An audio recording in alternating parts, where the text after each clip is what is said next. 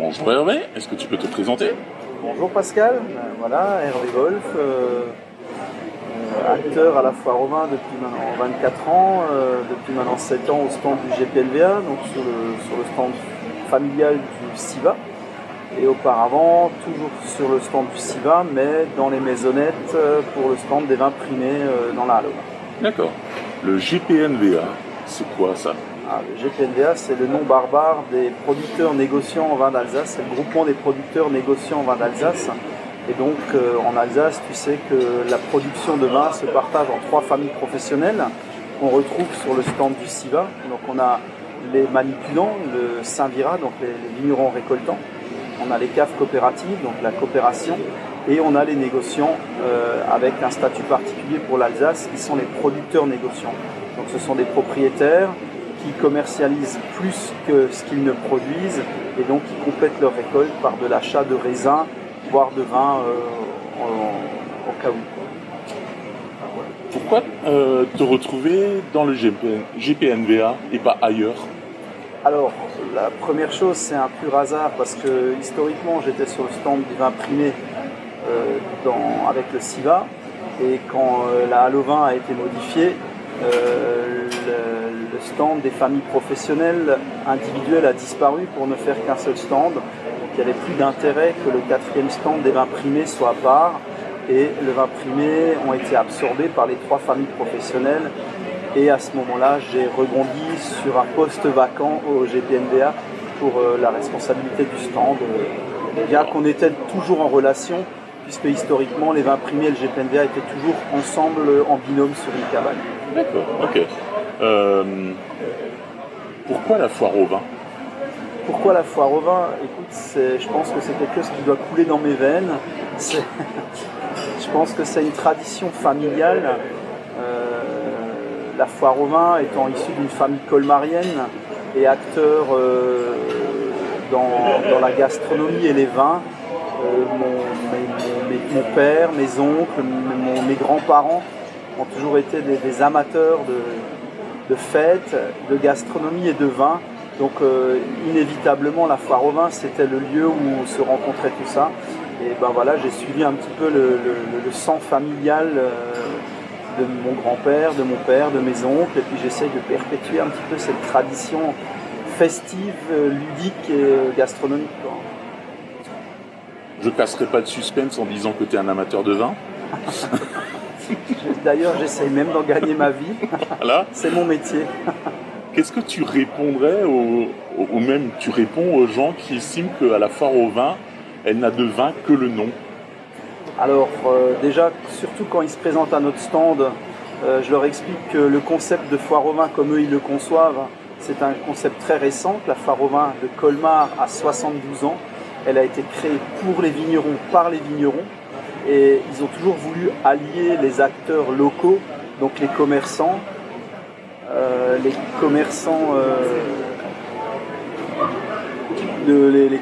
de colmariens, donc bien sûr les meubles, le matériel agricole, et puis bien sûr tout ce qui est gastronomie. Et puis après, sur le stand du SIVA, les stands familiales, on a quand même 400 références de vin. Donc je leur propose déjà de goûter une fois les 400 vins qu'on a sur le stand, et qu'après, si vraiment ça ne suffit pas, je leur donnerai des bonnes adresses.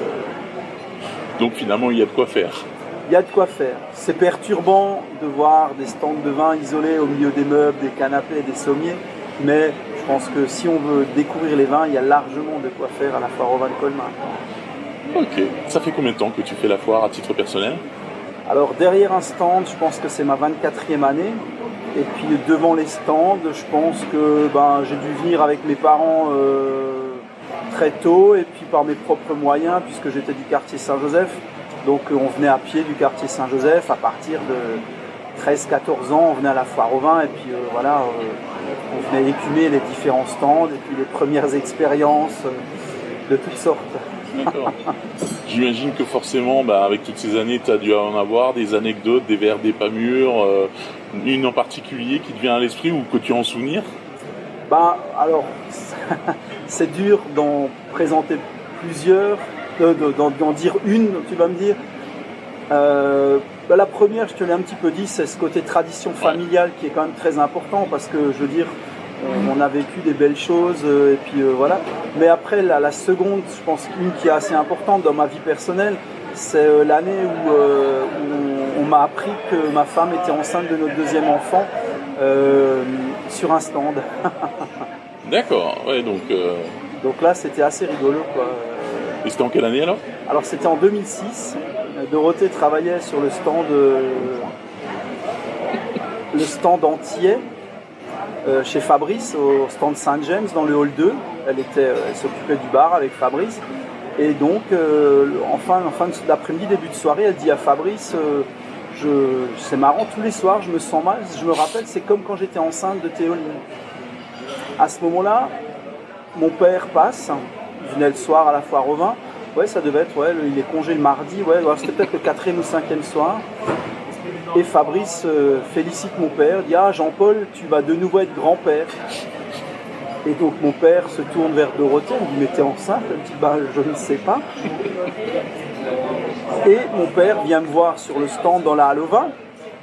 Donc moi, j'étais au courant de rien de cette histoire. Et il arrive, il me dit « Alors, tu vas de nouveau être papa ?» Alors je dis « Écoute, je ne sais pas. Qu'est-ce que tu m'apprends ?» Il me dit « Ah, ben c'est Fabrice qui me l'a dit au stand entier. » Il s'est avéré que 8 mois plus tard, on avait notre deuxième fille qui naissait. Donc c'était assez rigolo. Et bien sûr, malheureusement, Dorothée ne s'était pas du tout préparée à ça. Et quand tu as un stand de cocktail de rhum, et quand tu es intéressé à ce que tu fais, bien entendu, tu goûtes les rhums avant de servir les clients, en tant que bonne professionnelle. Donc voilà. Une photo, on l'intégrera à ce moment-là. Ouais. Allez, question plus personnelle, même si je connais déjà en partie la réponse. Si tu étais un cépage et un grand cru, tu serais lesquels? Alors, ça c'est une question un peu piège, parce que il y a quelques mois, quelques années, je t'aurais répondu de but en blanc. Je t'aurais dit un Riesling, pour la race, la droiture, le côté longiligne des Riesling racés, et plutôt sur un sol granitique et plutôt sur le Sommerberg, parce que je suis tombé un petit peu dans le bain du vin avec mon arrière-petit cousin Jean-Marc Mullenbach, qui m'a permis de découvrir les vins et de comprendre un petit peu ce que c'était le terroir. Donc voilà, donc ça ce serait vraiment mon premier amour, le Riesling Sommerberg. Mais aujourd'hui, en termes de cépage, j'évolue plutôt à contre-sens, contre-courant. Je me dis qu'il y a des choses intéressantes à faire avec le Gewürztraminer.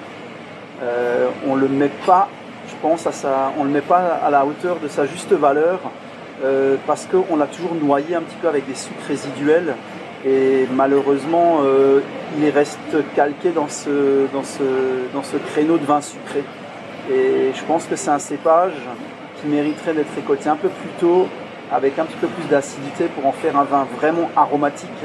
Aujourd'hui, les tables du monde sont à nos portes et on a un vin vraiment singulier, exceptionnel et vraiment typé Alsace, où les résultats sont vraiment optimum que chez nous.